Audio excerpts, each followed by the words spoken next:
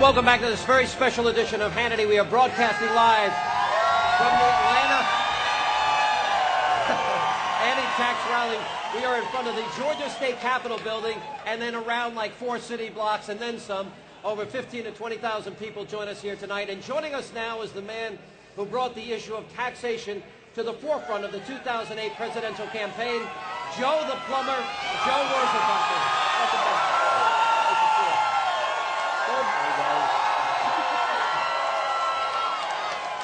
You know, you got some fans here, Joe. Hey, guys. Oh, man, that's awesome. Isn't it great? Absolutely awesome. I got to tell you, everybody that's here tonight, you're going to save our country, and thank you for that. Oh, absolutely. I mean that. Thank you. Thank you very much. But here's what I want to... Here, you've got Barack Obama, one of the 5 seconds that he wasn't reading his teleprompter, and I actually think he sleeps with it at night.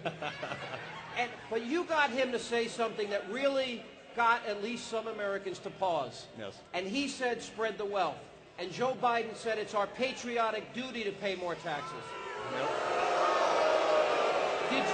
Did you ever expect that we'd have TARP 1, TARP 2, that we'd have Stimulus 1 at $1.3 trillion, a $4 trillion debt budget? No, I didn't expect it all. I figured, honestly, guys, I figured the American people would step up a little faster than we have, but we have now, and we're just going to have to go work harder to make this come back to our country. So, no, I didn't expect it at all. This is ridiculous. You see, I think one of the things that happened in the campaign is Barack Obama very cleverly had a bunch of campaign advisors.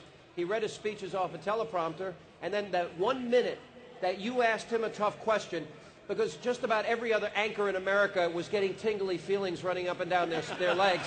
Well, the seagulls, too. You know, they're flying over. Yeah. Can you imagine a whole network got tingly feelings for the whole campaign?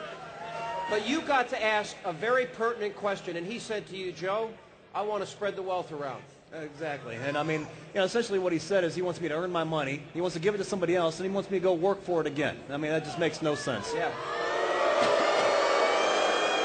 You know, the question that I think America's now got to ask itself as they want to put, according to the Congressional Budget Office, $10 trillion in debt for our children and grandchildren, I think the main question we've got to ask ourselves tonight is America overtaxed on this April 15th, or are we an undertaxed nation? No, we're overtaxed, easily overtaxed, guys. Come on. Now, the biggest thing, I tell you what, I just jumped on a platform. I got an irsvote.com I'm working on. I'm asking the American people to actually become their own lobbyists. Actually become their own lobbyists. Don't listen to the Washington guys. Become your own lobbyists. Vote the IRS out. Vote the fair tax in. Yeah. That's what we need to do. We're gonna get. This is fair tax land. Hey, it is. This we call this Bort's land. What do you make of? There you go. Hey, it's up to you guys. It's up to all of us to do it. And you wonder why I call Atlanta Bort's land.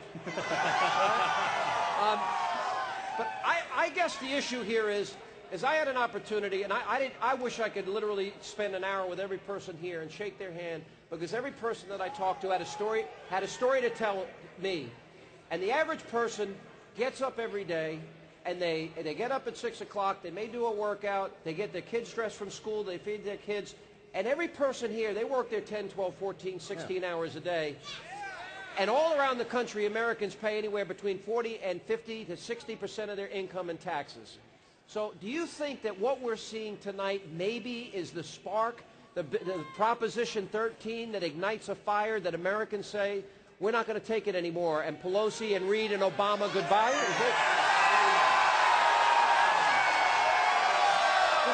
Just look at the excitement here. I mean, this isn't going to go away anytime soon. This is a start. It's going to be the American people that are actually going to step up and make this happen. It's not just going to be any one of us. It's going to be all of us.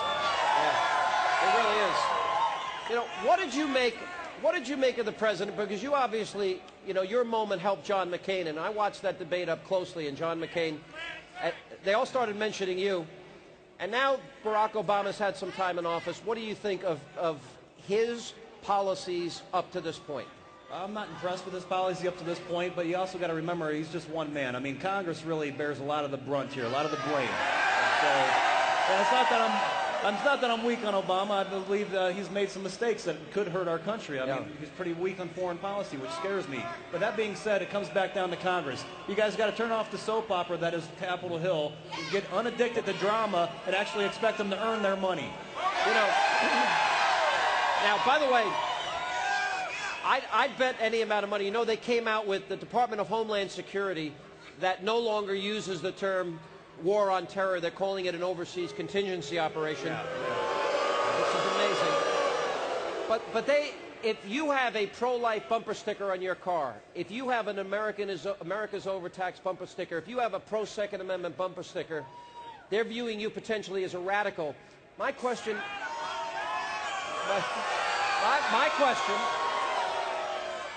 is, if those are right-wing radicals, does that mean that somebody that starts their political career in Bill Ayer's house and hangs out with Jeremiah Wright for 20 years, what does that make them?